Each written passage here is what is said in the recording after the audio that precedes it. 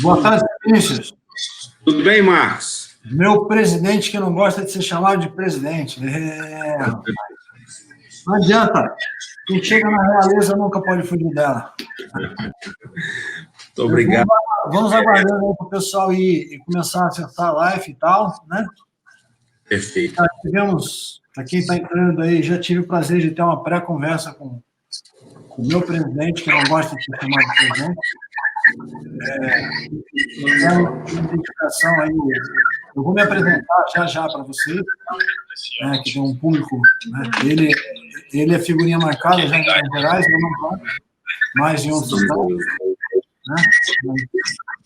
E um pessoal aí de orientação. Parece que está o áudio, né? Pode tirar um pouco o som do celular. Você diminuiu um pouco o som do seu celular, eu acho, Vinícius, para ser que já está no rebote. Diminuiu um pouco. Não, acho que agora vai dar. Tá bom aí para você, Marcos? Com a boa visão. Aqui tá. Ok. Pessoal, vamos aí compartilhando já, o pessoal que já está nos assistindo. Essa é uma live que eu vou fazer com o presidente da associação da Amipão, de Minas Gerais, o homem do pão. Tive uma conversa com ele durante a semana, nos identificamos bastante, temos uma história muito parecida, né, seu Vinícius? Uma história... me identifiquei bastante. História de comerciante é muito parecida, né? Que nem eu falei para o senhor, né? Ele falou para mim uma coisa que eu não sabia. Ele falou, já começando a me apresentar, gente, eu sou filho de português, tenho dupla nacionalidade, sou contador da Portuguesa, de esporte aqui em São Paulo. Ótimo. Que nem diz o Faustão, programa ao vivo é assim mesmo. Vamos lá. Eu estava enrolando, fazendo um enrolation aqui para que o pessoal começasse a acessar. Pessoal, vai compartilhando para aumentar a quantidade de acessos, porque a quantidade de informações aqui eu acho que vai ser absurda, com a experiência que esse homem tem para passar, acrescentando com meus cabelos brancos. Meu nome é Marco Gomes, eu sou proprietário de uma das maiores empresas de contabilidade do país, a minha especialização no varejo, acho que ela vem antes dos meus estudos, antes de... A MG tem 34 anos de mercado, mas eu nasci numa caixa de tomate. Com 11 anos de idade já era padeiro, confeiteiro, açougueiro. E durante a semana, conversando com o seu Vinícius, vi que a história dele é muito parecida com a minha, que aprendemos a fazer pão no forno a lenha, né? E toda aquela, né? Aquele glamour de antigamente que fazer pão era uma arte, né, seu Vinícius? E tive um grande prazer aí de ter o contato com ele. Sou um cara que sou filho de português, tenho dupla cidadania, tenho orgulho de ser português, trabalhamos forte no segmento de supermercados e padarias, e temos o prazer hoje de fazer essa live para falar de vários assuntos do segmento com o senhor Vinícius, presidente da Amipão. Senhor Vinícius, o senhor queria se apresentar? Não, só falar, meu nome é Vinícius, acho que todo mundo lhe conhece, mas se apresente, por favor. Eu agradeço pela sua referência aí à minha pessoa. Na realidade, meu nome é Vinícius Dantas, eu estou presidente da Amipão, é uma associação e um sindicato, né? Eu sou, pela primeira vez, o presidente das duas entidades da panificação em Minas Gerais. E tive o prazer de ter o convite do Marcos aí para estarmos aqui falando um pouco sobre esse momento, né, da pandemia, os decretos, o comércio aberto que às vezes impressiona um pouco as pessoas e acham que para nós foi até um êxito, né, que as coisas melhoraram, porque as pessoas leigas não conhecem o nosso negócio a fundo e, às vezes, imaginam que nós não tivemos perdas. Mas, com certeza, vai ser muito bacana nosso bate-papo, né? Eu acredito que a gente vai conseguir colaborar, né, com muita gente do comércio, muita gente da panificação. É um prazer, Marcos. Então, senhor Vinícius, o prazer é todo meu. Realmente, não sei o que é. Eu, quando vou num supermercado, o primeiro lugar que eu faço questão de ir é na padaria, para sentir o cheiro do pão. Acho que isso fica na veia. Aí, quando a gente vê um cara que é no segmento de padaria, a gente parece que já se conhece há 500 anos. O senhor falou aí a respeito dos problemas que vem enfrentando, que às vezes a população ela olha a reabertura e fica com medo se deve reabrir ou não e tal. Um exemplo que eu costumo dizer, não sei nem se eu disse aquele dia que eu conversei com o senhor, logo lá em março eu falei isso, sabe, senhor Vinícius? Acho que essa questão da pandemia aí, eu costumo fazer exemplo, como se eu fosse o Brasil. Aí eu cheguei no hospital e eu estou com um problema muito sério no coração, que vai me matar. Mas eu também estou com um problema sério no fígado, que é mais urgente, é menos urgente que o coração? Talvez seja menos urgente, mas é urgente também. Qual é a atitude, geralmente, eu não tenho partido político, tá? Não tenho partido político. Falei até para o presidente que nem presidente de associação eu não me atrevo a ser, porque tem que ter um jogo de cintura, tem que ter uma simpatia como ele tem, uma calma como ele tem, como eu não tenho, né? Porque a gente vê que o cara, não estou me referindo ao presidente da associação nem do sindicato, mas o presidente da República, não é que eu seja grande fã dele, também não é que eu seja inimigo, eu não tenho partidos, mas eu tenho coisas certas e coisas erradas de todo lado, mas no Brasil a gente descobriu que o presidente não é quem manda no Brasil, né? Quem manda no Brasil é o prefeito, daqui a pouco é o governador, daqui a pouco é o Lula, que foi solto, enfim. O que a gente tem que ter como presidente nosso um cara chamado Jesus Cristo, não tem jeito. Mas voltando ao assunto do hospital, a mostra que eu queria fazer para vocês é que é a seguinte, o Brasil, lá em março, é um doente chegando no hospital com um problema grave no coração, mas também tem um problema grave no fígado. Mas o do coração é mais grave, então vamos atacar o coração. Mas o que um hospital faz? É essa a minha opinião. O hospital cai com toda a força em cima do coração, que é o problema mais grave. Mas ele não deixa de cuidar do fígado. Tem uma equipe estudando o fígado, dando lá um antibiótico ao fígado, dando algum remédio e planejando o fígado para quando ele for a principal evidência. Um erro que eu acho que algumas autoridades aí tomaram é que foi um hospital que eu cheguei, eu estava com problema no fígado, no coração. Quando eu falo fígado, gente, eu falo economia. Quando eu falo coração, eu falo o coronavírus. Né? Só atacaram o coração, esqueceram o fígado. Ficaram no coração, e o fígado deixa. Vai dar antibiótico para o fígado? Não. Vai montar um plano para o fígado? Não. Esse eu acho que foi um grande erro. E naquele tempo, lá em março, eu tenho um vídeo no YouTube já gravado falando isso. Por quê? Porque lá já em março, mesmo que não tivessem feito nada, o melhor que fosse realmente a quarentena aqui, agora a gente está vendo que pode ser que começaram a quarentena antes da hora, poderiam ter começado um pouco depois, mas criticar é fácil. Mas o que importa é que eu vou falar de algumas medidas provisórias que viraram lei aqui muito tarde.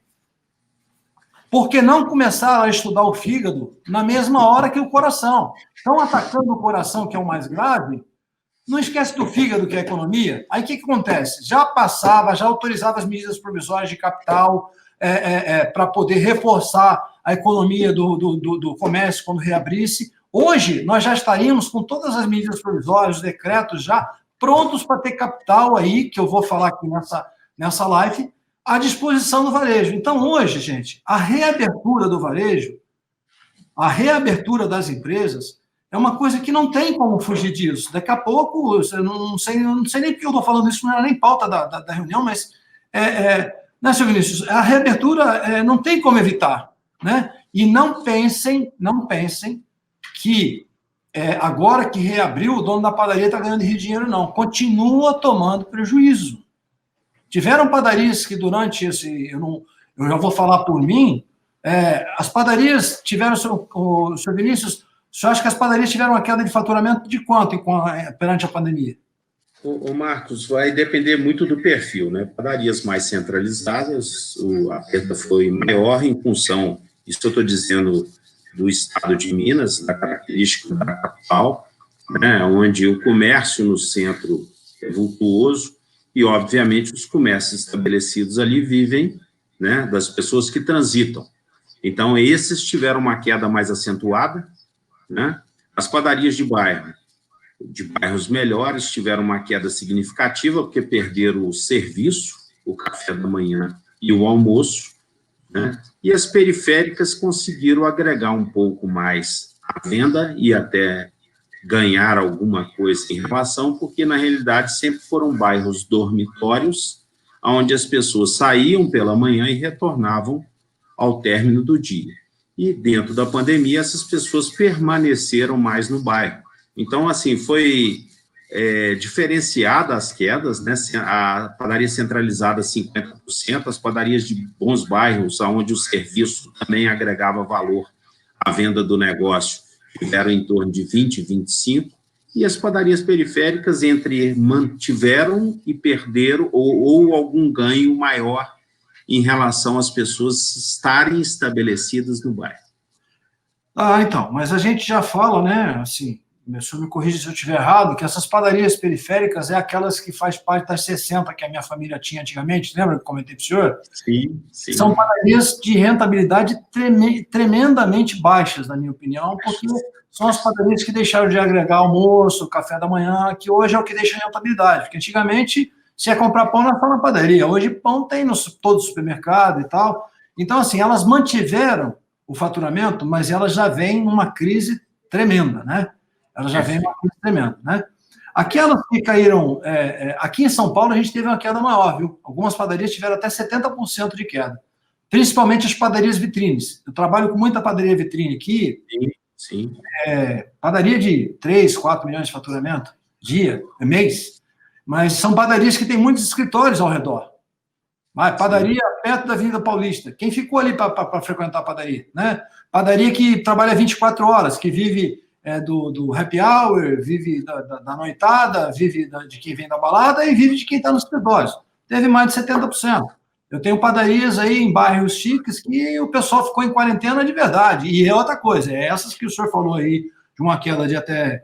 Acho que foi as nossas aqui, mesmo em lugares privilegiados, tiveram a queda de 70%, porque não tem mais o café da manhã, não tem mais o almoço, não tem mais o happy hour, não tem nada.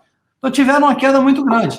E agora, com a reabertura, com essas exigências de distanciamento, que são corretas, tem que ser mesmo, assim, você pega uma padaria que tem um custo e você consegue ter um faturamento... se for colocar essas regras na periferia, eu acho que eles vão diminuir o faturamento deles agora na reabertura, que agora não tem regras, né? Não sei se é só para refeição, mas, enfim. Nós usamos, eu queria começar falando das medidas provisórias, nós temos alguns cases aqui que ontem acabaram de prolongar de novo, o que lá no início começou a ser a medida provisória 936, que era a redução ou de carga horária, ou suspensão de carga horária, né? Que você... dependendo do teu faturamento, por tantos dias você poderia mandar os funcionários para casa e o governo ia assumir. Ou então você poderia reduzir a carga horária dele você reduzia a carga horária dele do tipo, essa que caiu 50%. Você reduzia, em vez de mandar o pessoal embora, você reduzia a carga horária de parte deles em 50%. Né? E aí o que acontece? Você reduzia de todos eles 50%. Então você ficava com a equipe completa trabalhando 50% do tempo. E o governo preenchia parte do restante. Então o cara ganhava metade, juntando o que a empresa ganhava, porque a empresa só ia pagar metade do salário dele.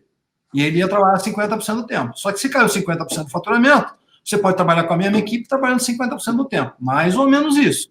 Né? E o funcionário trabalha 50% do tempo e ganha 80%, 90% do salário, porque o governo completa o resto.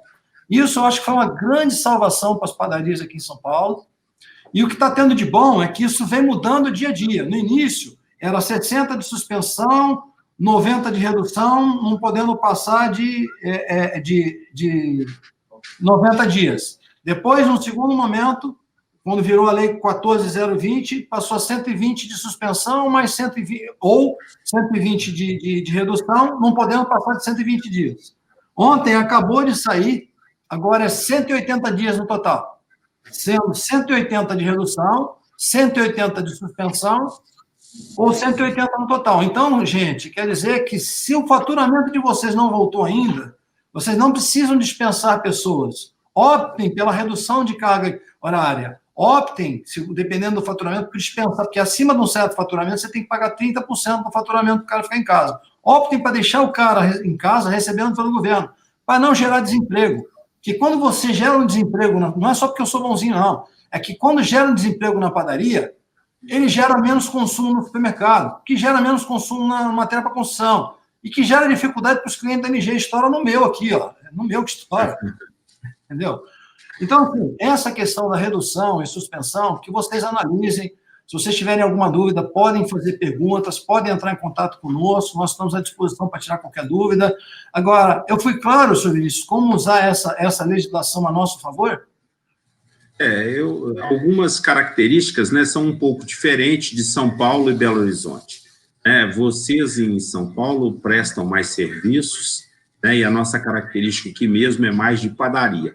Então, obviamente que, dada a questão da cidade, foi um pouco diferente. Agora, uma coisa muito interessante quando você fala dessa questão de redução de jornada, que a gente teve muita dificuldade em implementar isso aí, né, porque as padarias de Belo Horizonte funcionam de 6 da manhã e o decreto aqui determinava que fechássemos às 21 horas. Apesar que muita padaria ainda tentou e ficou um pouco mais, inclusive na jornada de 24 horas, mas a grande maioria, Belo Horizonte, não tem esse perfil de 24 horas. A gente estava encerrando a atividade às 21 horas, e isso trouxe para a gente uma tranquilidade de funcionar com todo o grupo, né? Às vezes com um banco de horas dessa 1 hora da redução, e que deu para a gente trabalhar muito bem isso com o funcionário. Agora, essa questão da suspensão, da redução, isso gera, Marcos, estabilidade por quanto tempo? Eu queria que você falasse um pouquinho disso para os nossos ouvintes. Né? Gera estabilidade pelo mesmo período aproveitado. Se você usar 60 dias do benefício, você gera 60 dias. E eu só não fiz uma colocação. No nosso site tem uma calculadora lá que você pode fazer o cálculo e, assim, você pode ter uma redução só de 25%, tá? Você pode ter 25%, 50% ou 70%. Então, pode ser que a necessidade de vocês fosse menor, mas que vocês pudessem reduzir em algum momento. Se isso servir para alguns em algum momento, né, mesmo sendo uma realidade em Minas diferente, só colocando isso. Mas, sim, gera uma estabilidade igual ao teor. Se você aproveitar 60 dias, você vai gerar 60 dias de estabilidade para aquela pessoa. Perfeito, ótimo. Só para ficar bem claro, né? Okay. Porque aqui teve algumas padarias que realmente fizeram a redução, mas foram isoladamente poucos os casos. E como essa legislação, presidente, está em vigor até ao momento de pandemia, que, por enquanto, está decretado que é dezembro. Mas eu não sei se isso não vai ser alterado.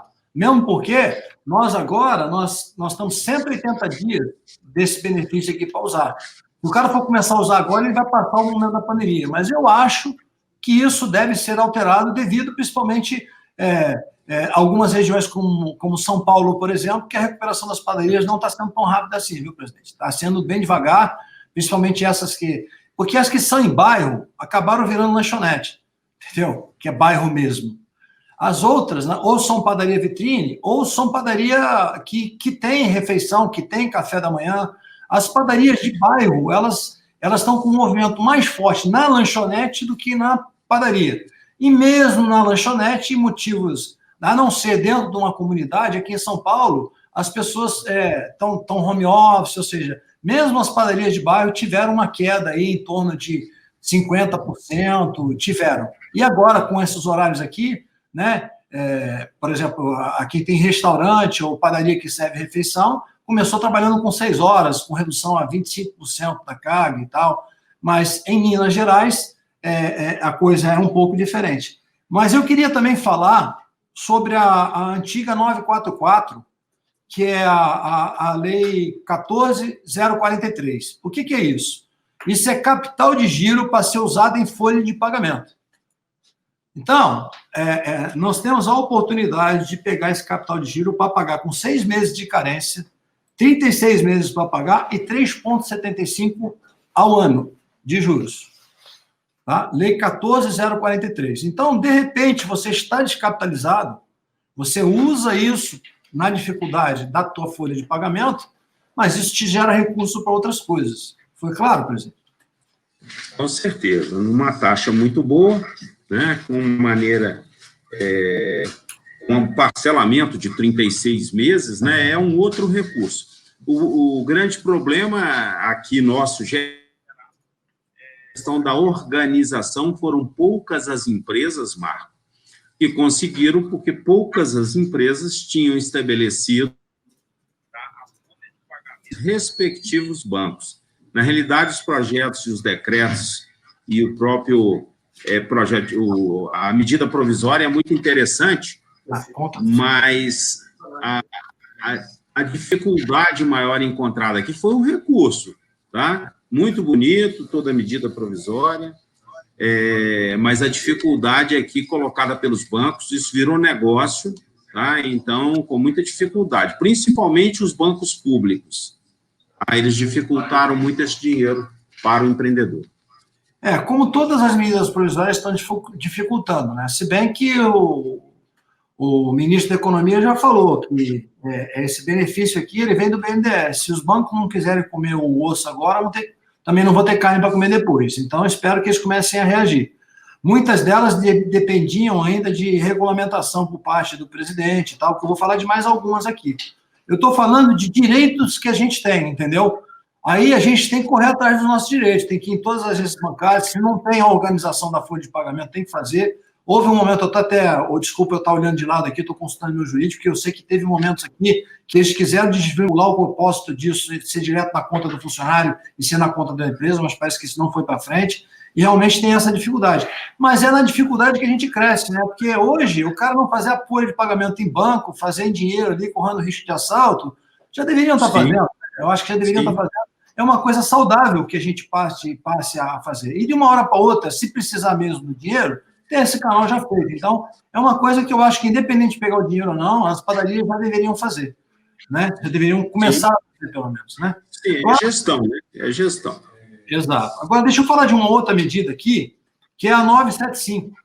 Ela virou a Lei 14.042. Essa 975, ela foi regulamentada agora, acho que semana passada. Né? Então, ela tem dois campos. Tem para as empresas que faturam até 300 milhões de reais, certo?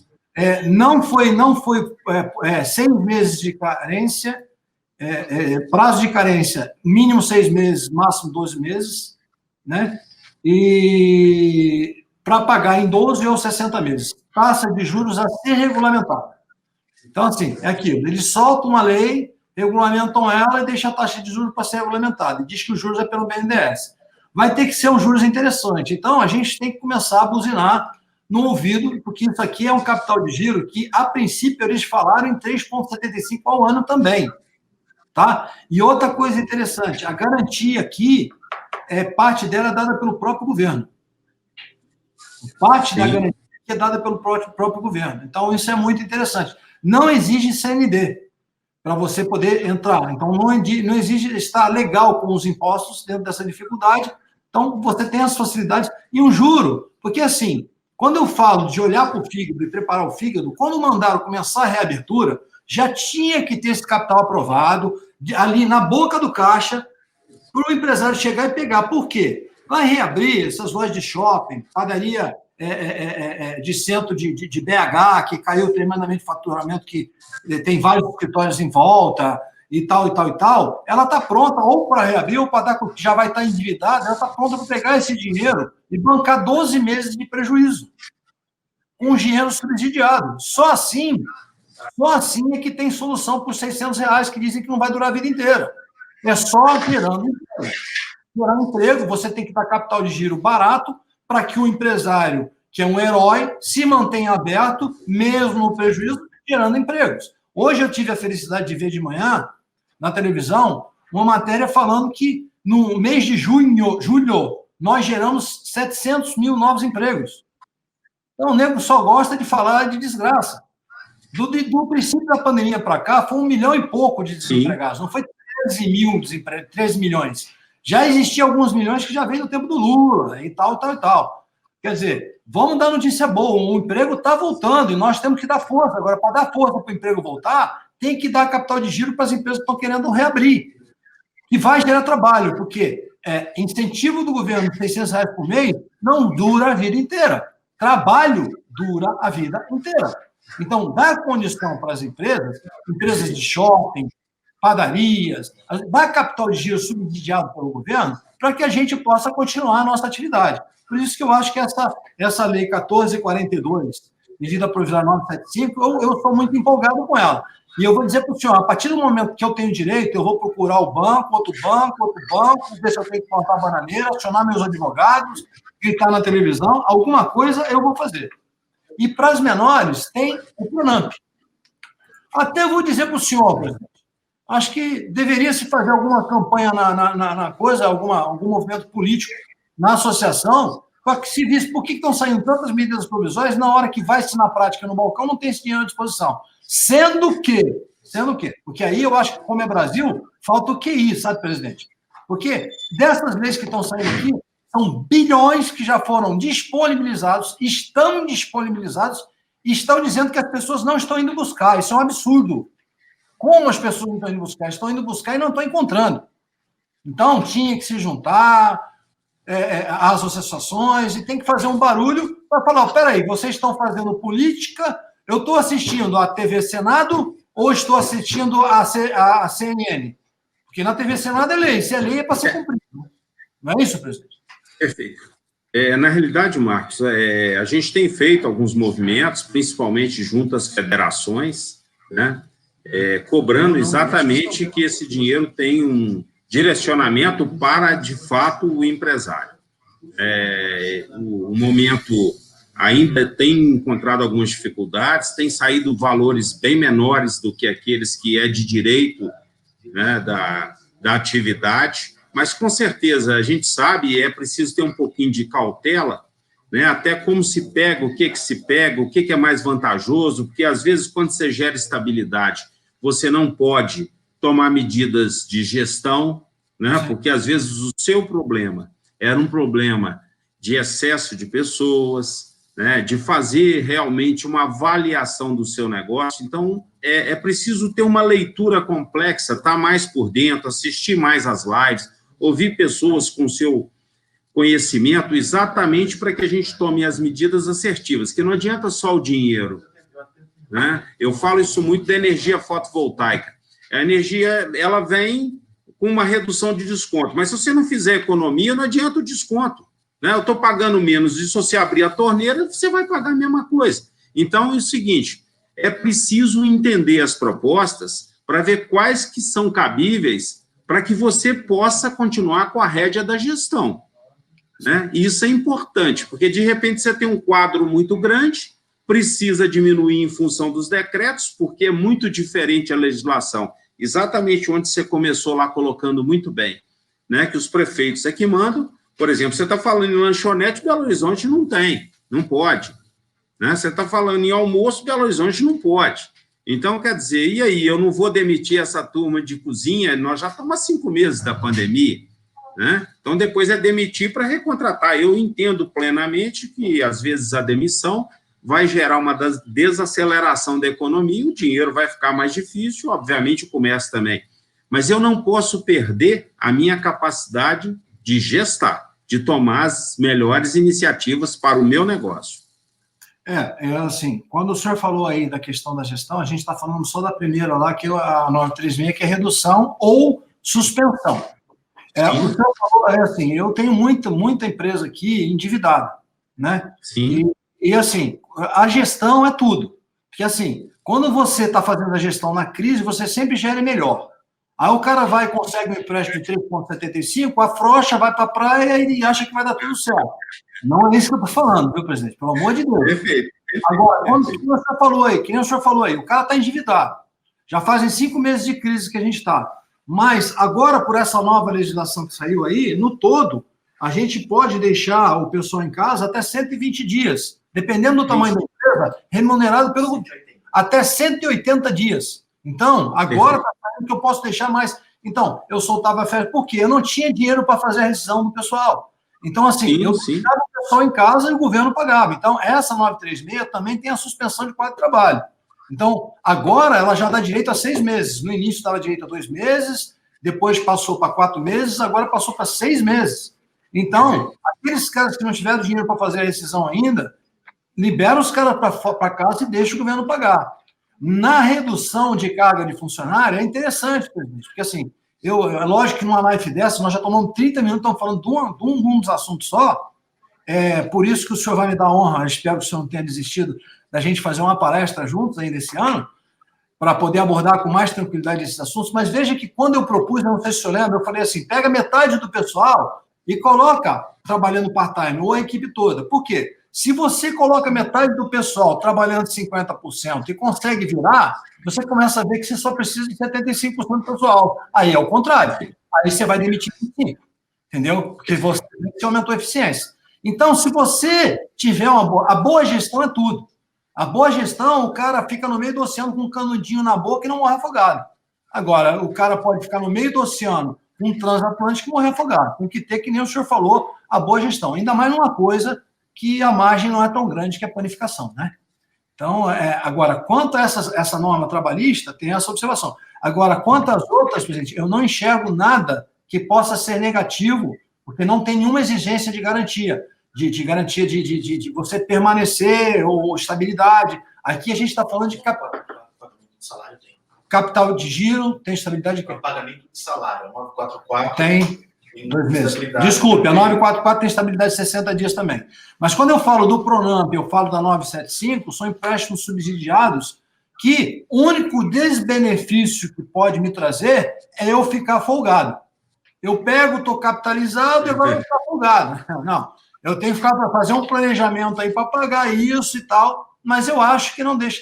E não vou deixar de registrar aqui, presidente, que em alguns casos de empresas que estavam em dificuldade, eu autorizei, e não tinham dinheiro para pagar a rescisão, tinha que mandar o pessoal embora, eu autorizei os meus clientes a fazer a rescisão na base do artigo 486, que responsabiliza o governo pela rescisão. E vamos comprar uma briga lá na frente, tá? Que a gente sabe que isso é tremendamente discutível, ainda mais com o governo. Mas se o cara não tem dinheiro, pelo menos ele faz na 486, deixa a responsabilidade com o governo, que a legislação lhe apoia, não existe crime nisso, libera o fundo de garantia, o seguro-desemprego para o funcionário, se tiver alguém nessa condição, e no último caso, gente, faça isso. Eu sou transparente, faça isso. É melhor fazer isso que deixar o cara em casa parado, não pagar para o cara, não libera o fundo de garantia, não libera o seguro-desemprego e não libera o cara para fazer outro trabalho. Então, eu cheguei até esse ponto, entendeu, presidente? Porque eu tenho também indústrias aqui que de um dia para o outro, cara, faturamento zero com 200 funcionários pendurados, né? Então, tivemos desses casos, né? Nós temos aqui também muitos casos. Foi realmente bastante crítico, né? E tomar a decisão não é fácil, né? Talvez o que a gente aprendeu nesses 5 meses, gastaríamos mais uns 5 anos aí pela frente, né? Para ter essa coragem, porque a necessidade se fez.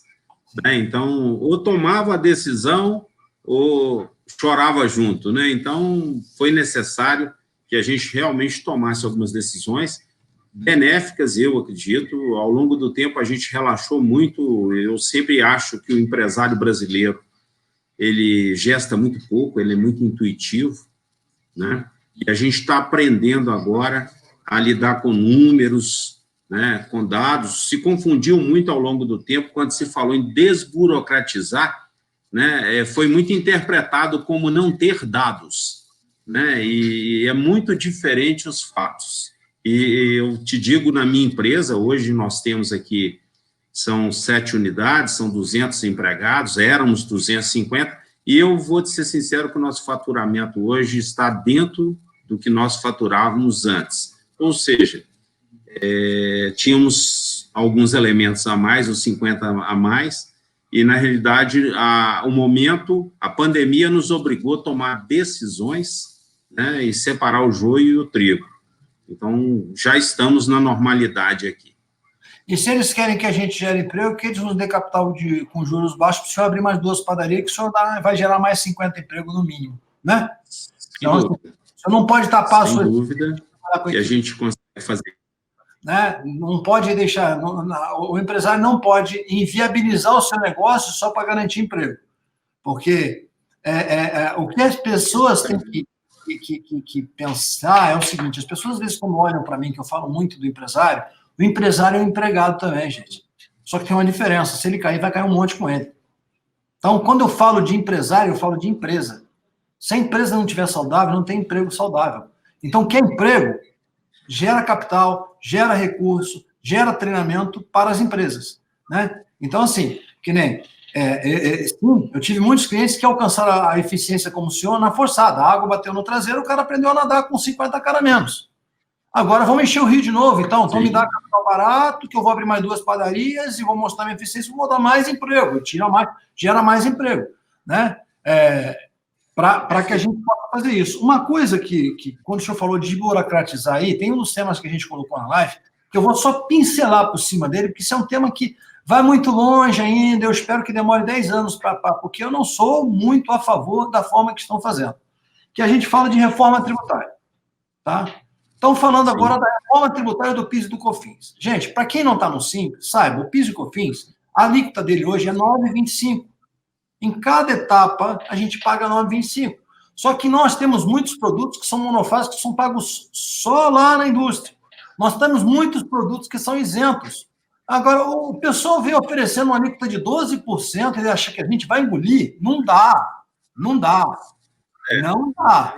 Penalizar, né? Isso vai penalizar as empresas. Não dá. Porque, assim, não é aumentar as alíquotas. O que eles falam, eu já atendi vários investidores estrangeiros aqui que deixaram de investir no Brasil por causa da complexidade da forma que se faz a tributação.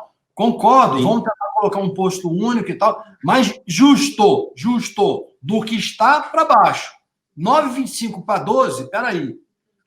O brasileiro é um povo muito bonzinho, mas de bonzinho para bobo é outra coisa. Eu tenho discutido isso em vários canais. Né? São 30% de aumento tributário, né? Não, só no PIS do COFINS. O que vão fazer no resto? Exatamente.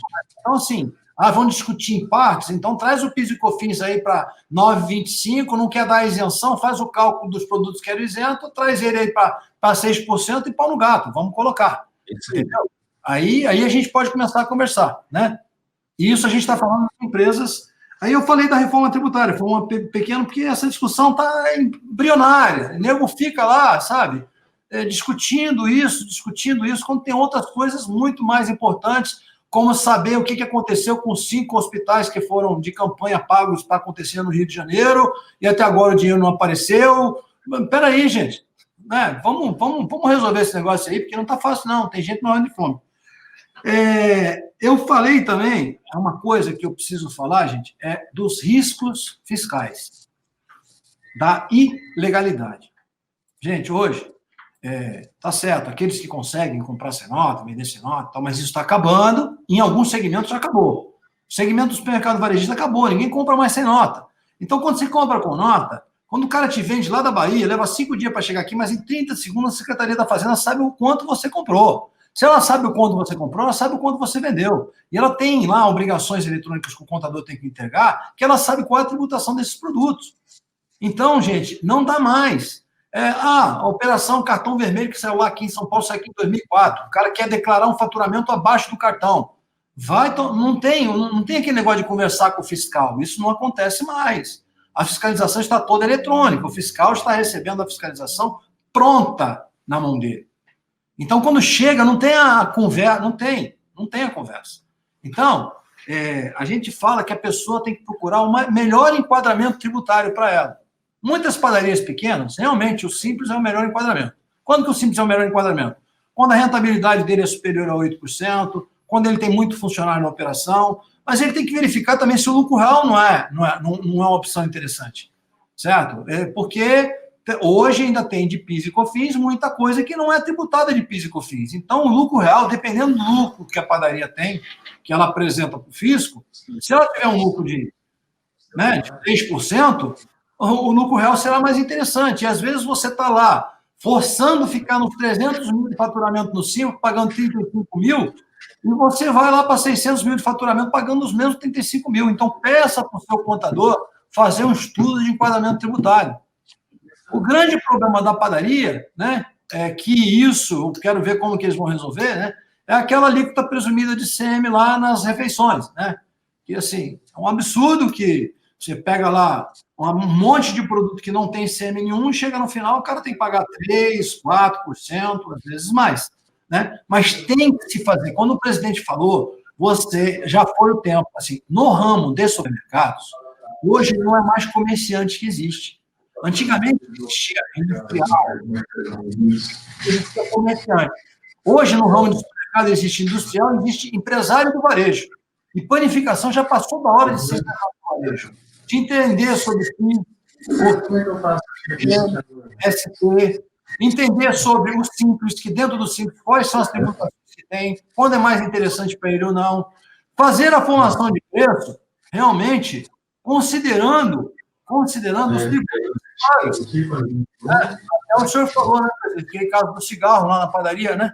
O cara vai vender um cigarro, acha que está não vendendo a preço de custo, é só para trazer o preço. Está pagando para vender, irmão. Coloca o imposto no carro. Coloca o imposto no carro. Está saindo um som paralelo.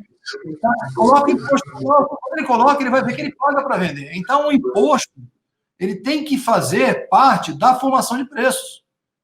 Certo? E, para isso, assistam essas lives, assista palestras, assista, se prepare. Porque teve um tempo que no comércio a gente comprava assim, quanto está vendendo aí no caminhão? Ah, tanto. Ah, com o produto que está na prateleira me dá 30%? Pode descer. Hoje não dá mais para comprar assim. Porque hoje você depende de quanto o teu fornecedor, o teu cliente está vendendo, o teu concorrente está vendendo. Então, de repente, ele compra melhor e ele pode vender melhor. Então, enquadramento tributário é uma coisa muito importante para as padarias. Verificar se realmente ele cresceu, vai continuar no Simples. O senhor tem 6 lojas. Já um homem que construiu uma história. Vai ter 6 empresas no Simples, uma no nome de cada um. Será que esse é o futuro? Será que o futuro não é melhor você fazer para o lucro real, você ter matriz e filiais, e você montar, quem sabe, outro dia eu falo sobre holding para fazer uma decisão. Tem muita gente que tem 12 padarias, tem 12, uma no nome do João, outra no nome do Francisco, outra no nome do João. Quando o cara morre, então, ele vai pagar um pouco mais de imposto? Não sei, depende do que ele vai fazer na estratégia dele. Entendeu? Depende.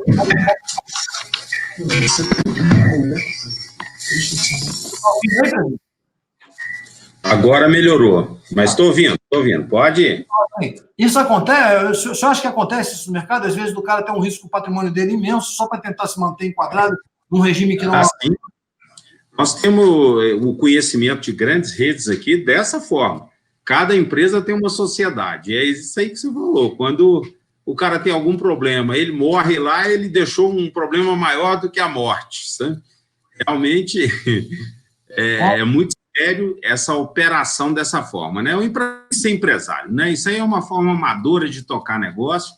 O Simples é uma política, infelizmente, que ela não incentiva o crescimento, é exatamente para que o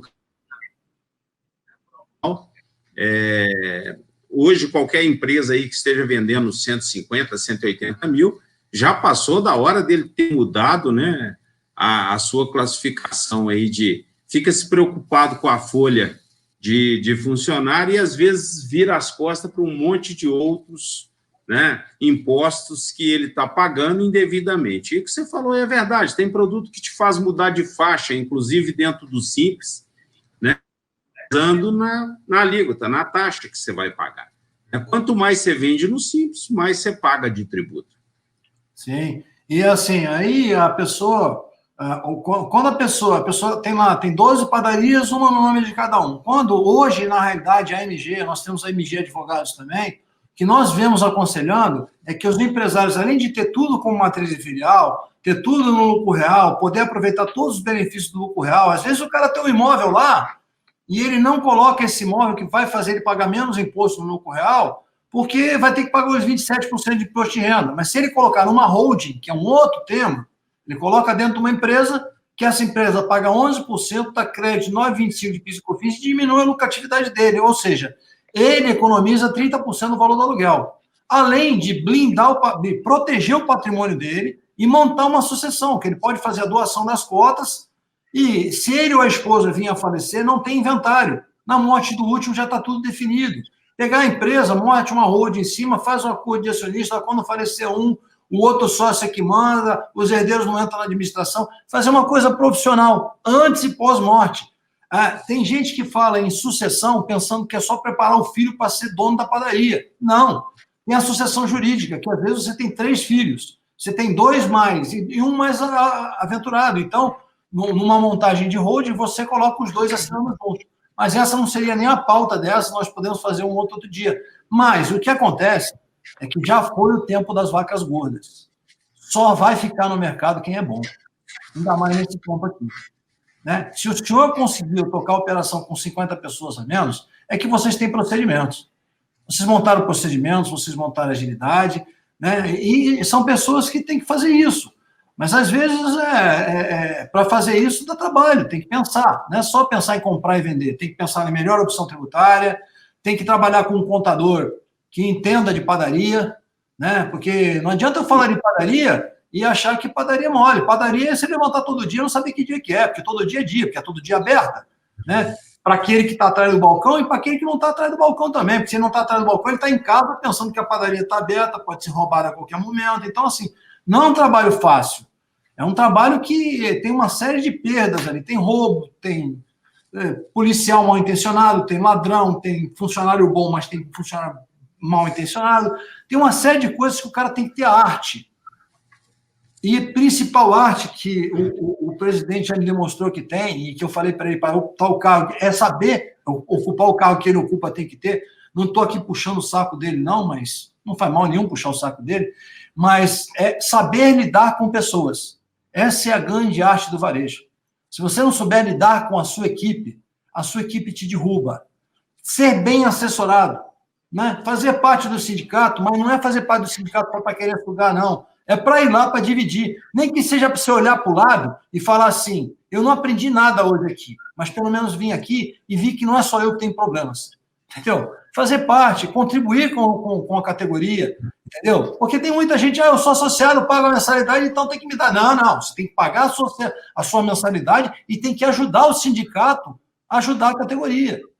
Essa reunião aqui, gente, eu estou em Minas Gerais já, tem uma sede virtual em Belo Horizonte, já tem alguns clientes em Minas Gerais, mas meu foco principal é Rio e São Paulo, mas o meu foco é varejo, tá no varejo, eu tô dentro, porque é só sofredor que tem nesse negócio aí. O cara que diz, aquele que é filho de bacana, que herdou uma padaria, ele já vendeu ela, porque se ele é bacana, ele não tá em padaria não, irmão, que isso é coisa de pau de pai doido, não é, presidente? Então, se o cara é rico, ele não vai para outra atividade.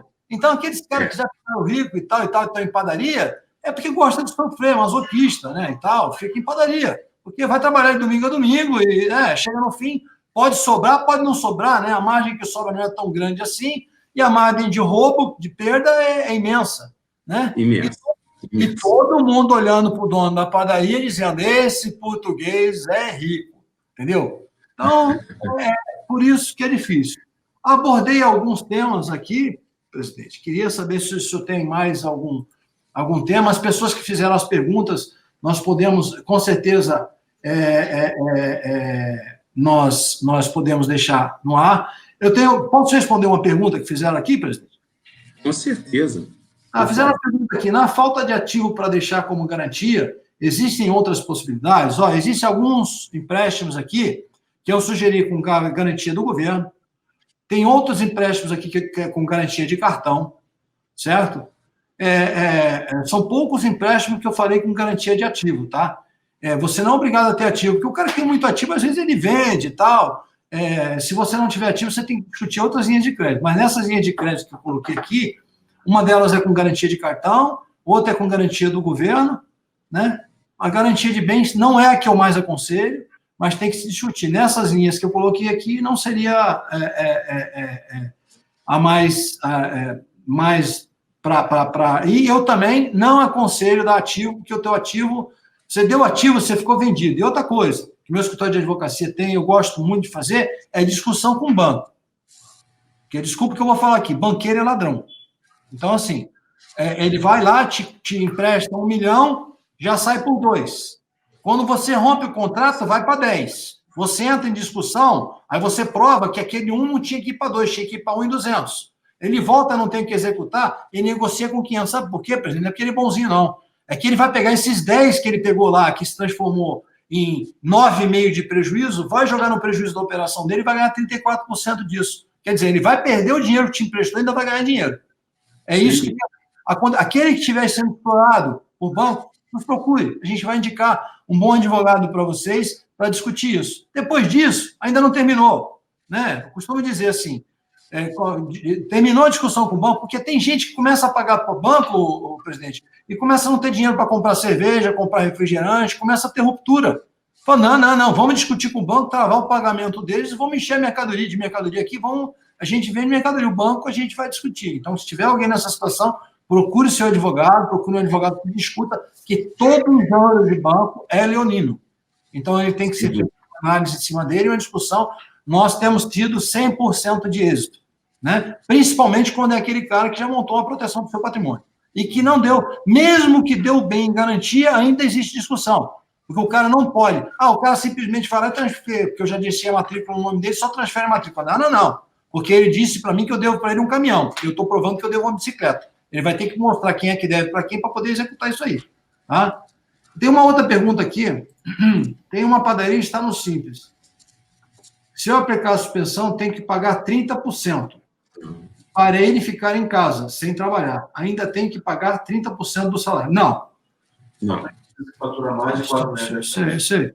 Isso aqui, para a empresa que está no Simples, gente, ele fica em casa e você não tem que pagar nada para ele, tá? Então, assim, deixa eu explicar direito. E você falou aqui que você tem que pagar 30% do salário dele. Não. Se você aplicar, se você está no Simples, você está abaixo de 4 milhões e 800 de faturamento. Então, se você der a suspensão, você não vai pagar nada para o cara ficar em casa e o governo vai pagar o salário dele. Ponto.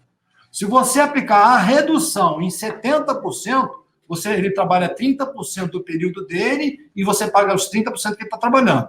Se você der a redução de 50%, você paga 50%, o governo complementa uma parte. Então, esse lance de pagar 30% para ficar em casa é só para as empresas que têm um faturamento acima de 4.800. As que têm um faturamento acima de 4.800, eu não aconselho a fazer isso. Eu aconselho a você aplicar a redução. Mais vale eu reduzir em 70%, deixar ele trabalhando 30%, pagar os 30% dele, que pagar 30% para ele ficar em casa. Eu acho que essa pergunta estaria respondida. As outras perguntas a gente vai responder. Eu sei, eu falei isso. As duas linhas de crédito, gente, elas são garantidas ou pelo cartão ou pelo próprio governo. Não precisa de outro tipo de garantia, até pelo que diz na lei. Presidente, a gente está chegando no fim da live. O senhor tem mais alguma pergunta? Na realidade, eu tenho sido questionado aqui, até em umas discussões e bate-papo com o funcionário, com relação ao PIS. O funcionário vai perder o PIS e vai ser proporcional a esse período do afastamento dele? Eu tenho ouvido muito esse questionamento. Você sabe dizer sobre isso? O meu jurídico aqui, a nossa primeira opinião é que não, mas eu vou fazer o seguinte, eu vou dar essa resposta fora do ar para o senhor, e a gente, na realidade, a gente vai fazer uma matéria sobre isso, né? Vamos colocar na nossa mídia digital e vou mandar para o senhor colocar na sua também, respondendo isso, que é uma pergunta interessante. Mas até onde eu saiba, não, ele não vai perder o PIS dele, não. Mas nós vamos certificar dessa informação e vamos passar para o senhor. Eu tenho escutado muito isso. Ótimo. Mais alguma coisa, presidente? Não, na realidade, o que eu gostaria de dar um alerta para que todos fizessem uma revisão do seu negócio, né, principalmente no contexto da produção. A gente observa que a padaria tem uma particularidade na questão do que se produz, é onde eu vejo uma grande lacuna de grandes perdas, né? A gente tem uma produção onde 20% significa 80% da nossa venda, 20% do que nós produzimos significa 80% da nossa venda. É preciso estar muito atento a isso aí, né? Pegar essa curva ABC e dar um corte nela, né? Com um certo critério, principalmente daqueles produtos que a gente tem uma venda menor lá, que é 3, 4, 5 quilos.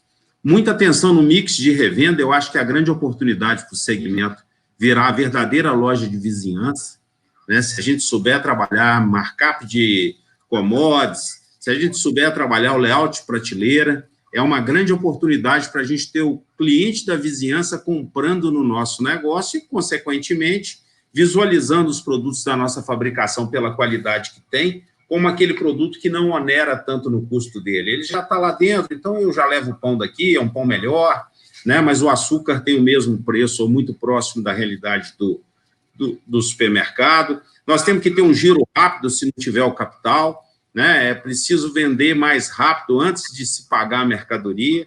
E o layout de prateleira a gente precisa estar ouvindo. Às vezes você entra numa padaria, vai procurar um Nescau, o pó de café está perto do sabonete, né? O Nescau está do lado da pimenta. Então, a gente precisa fazer um pouco mais dessa leitura, nos preparar um pouco mais para esse momento, e muito cuidado com o mix, que agrada muito, né? Ver uma padaria com um mix elevado, mas ainda há uma tradição que diz que quando vendíamos pão francês, pão doce, leite, a gente tinha uma margem muito melhor. Não estou recomendando ninguém a isso, que tenha mix, mas muito cuidado com essa curva, né, do que a gente produz. Quando a gente vendia pão, leite, tal, o mercado não vendia pão. Agora a gente tem que vender o que o mercado vende também, que senão a gente está Exatamente. E fazer uma exposição, sim, na linha da vista do cliente, aquilo que dá mais lucro, o produto que dá mais lucro, embaixo o mesmo tipo de produto, tentar setorizar mesmo sendo pequeno, e assim, gente. Eu acho que tentar disputar preço com o supermercado, padaria, não deveria, não. Porque o cara que está ali não é o cara que vai fazer a compra de mês. Ele vai pagar R$1 a mais ou R$2 a mais, ele sabe que você não tem o poder de compra do Pão de Açúcar ou do hipermercado, entendeu? Então, assim, ali é venda de oportunidade. Já chegou, já comprou o pão, vou levar a maionese também, vou levar o ketchup também. É lógico que vocês vão ter que colocar uma margem maior do supermercado, mas é venda de oportunidade. E quem não vê, eu falei na conversa que eu tive com o presidente, padaria, que não virou restaurante, ou não virou loja de conveniência também, fadou morrer, porque os caras agora não compram mais pão, não tomam mais cachaça, só tomam uísque e pãozinho compra no supermercado quando vai fazer compras. Então fica difícil, né? Tem que ter qualidade, tem que ter mix, tem que ter administração. Presidente, estamos chegando ao fim da nossa live, faltam 3 minutos. Suas considerações finais, se o senhor quer se despedir? Bom, eu agradeço a todos aí que nos acompanharam, né? A gente com certeza vai estar falando mais vezes, né? E recomendo a todo mundo que acompanhe bastante as lives que são principalmente no tecido e que abrange mais a gestão. Eu não tenho a menor dúvida de que tenha assistido aqui que a gestão é muito importante, né, em qualquer negócio e principalmente na panificação. É um mix muito elevado, né, muito diversificada, a padaria, e a gente precisa estar atento às perdas. Elas são bem significativas. Tá bom. Gente, a gente está nos 2 últimos minutos. Eu quero me despedir, agradecer ao presidente pelo prazer. Espero ter o prazer de estar com ele em breve. Mas eu queria registrar aqui que pode ser que eu esteja assistindo alguém que acha que já perdeu tudo. E eu tenho enfrentado nesses últimos dias muita gente assim. E eu descobri uma coisa: você pode perder a sua casa. A sua casa é difícil você perder, que é um bem de família. Você pode perder as casas alugadas, sítio, casa, carro, perder tudo. Se você não perder a fé em Deus, se você não perder a tua família, não perder a tua saúde, a capacidade que Deus te deu, e a esperança na volta de Cristo Jesus, você não perdeu nada. A gente constrói tudo de novo. E esse homem vai nos ajudar a construir. Presidente, um grande abraço, Deus abençoe a todos. Foi um grande prazer falar com o senhor, tá bom? Obrigado, querido. Com Deus. Tchau.